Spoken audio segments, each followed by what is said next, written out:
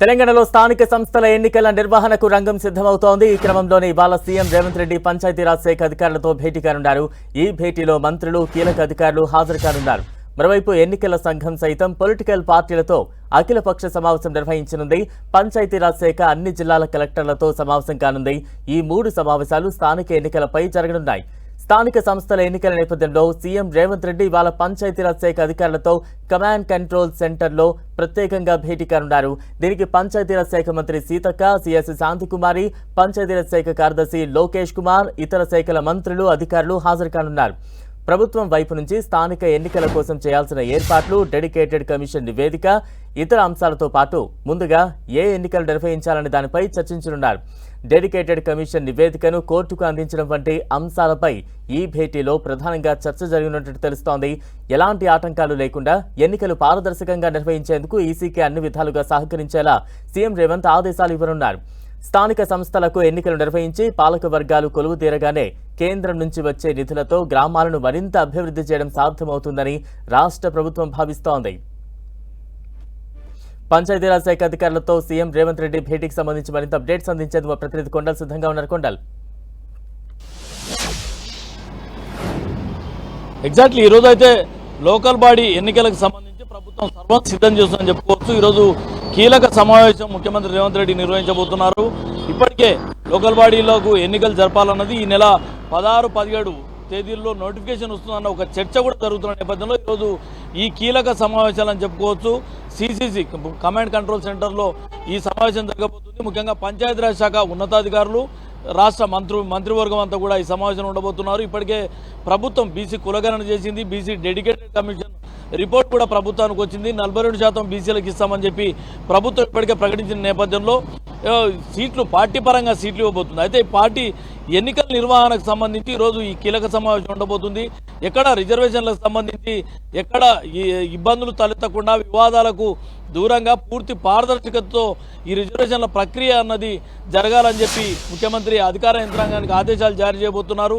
ఇక మరో 3 సమావేశాలు ఈరోజు ఒకే రోజు 3 సమావేశాలు అని చెప్పుకోవచ్చు. ఒకటి, ముఖ్యమంత్రి రేవంత్ రెడ్డి పంచాయతీరాజ్ శాఖ ఉన్నతాధికారులు, మంత్రులతో ప్రధానమైన సమావేశం జరగబోతుంది. దీంట్లో ఎన్నికలు ఎప్పటి నుంచి నిర్వహించాలి, ఎలా నిర్వహించాలి, రిజర్వేషన్లకు సంబంధించి ఎలాంటి వివాదాలకు దూరంగా పారదర్శకంగా ఎన్నికలు జరిగేలా ఎలాంటి చర్యలు తీసుకోవాలన్నది అధికారులకు దిశానిర్దేశం చేయబోతున్నారు. దీంతోపాటు పంచాయతీ ఎన్నికలు అంటే ముఖ్యంగా సర్పంచ్ ఎన్నికలు మొదట జరపాలా, లేదంటే ఎంపీటీసీ, జడ్పీటీసీ ఎన్నికలు ముందు జరపాలన్న దానిపైన కూడా ఈ క్యాబినెట్లో ఈ సమావేశంలో ఒక కొలిక్కి రాబోతుంది, ఒక క్లారిటీకి రాబోతుంది సమావేశంలో. ఇక ఈసీ కూడా ఇదే స్థాయిలో గ్రౌండ్ ప్రిపేర్ చేస్తుందని చెప్పుకోవచ్చు. అఖిలపక్ష సమావేశాన్ని ఈసీ నిర్వహించబోతుంది. ఈ అఖిలపక్ష సమావేశంలో పూర్తిగా అంటే ఎన్నికలు పూర్తి పారదర్శకతతో నిర్వహించేందుకు అఖిలపక్ష సమావేశంలో పార్టీల, వివిధ రాజకీయ పార్టీల నుంచి కూడా అభిప్రాయాలను తీసుకోబోతున్నారు.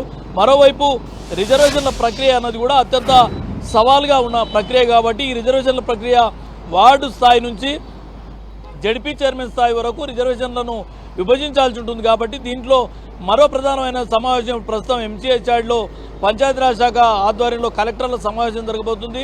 ఈ సమావేశంలో కలెక్టర్లతో పాటు అదేవిధంగా డిప్యూటీ కలెక్టర్లు, ఆర్డీఓలు, డిపిఓలు, అదేవిధంగా జడ్పీ సీఈఓలు ఈ సమావేశం ఉండబోతున్నారు. జిల్లా స్థాయిలో రిజర్వేషన్ల ప్రక్రియ, రిజర్వేషన్లు ఎలా కేటాయించాలి, రిజర్వేషన్లు ఎలా ప్రకటించాలన్న దానిపైన పూర్తి దిశానిర్దేశం జిల్లా యంత్రాంగానికి చేయబోతున్న నేపథ్యంలో మొత్తానికి 3 కీలక సమావేశాలు ఈరోజు జరగబోతున్నాయి. ఈ సమావేశాలతో రాష్ట్రంలో మొత్తం 12,854 సర్పంచులు, అదేవిధంగా 5,817 ఎంపీటీసీలతో పాటు 570 జడ్పీటీసీ ఎన్నికలకు ఈరోజు ఒక స్పష్టత రాబోతుంది. ఎన్నికలు ఎప్పటి నుంచి నిర్వహించాలి, ఎలా నిర్వహించాలి, దీనికి సంబంధించి అధికార యంత్రాంగం ఎలా వ్యవహరించాలి, రాజకీయ పార్టీల పాత్ర ఎలా ఉండబోతుంది, ఇవన్నీ కూడా ఈరోజు ఈ 3 సమావేశాలతో క్లారిటీ రాబోతుంది. బలరాం, అంటే ఎలాంటి ఆటంకాలు లేకుండా ఎన్నికలు పారదర్శకంగా సాగే విధంగా మరోవైపు ముందు ఏ ఎన్నికలు నిర్వహించాలి, వీటికి సంబంధించి కీలకంగా ఎటువంటి చర్చ సాగే అవకాశం ఉంది?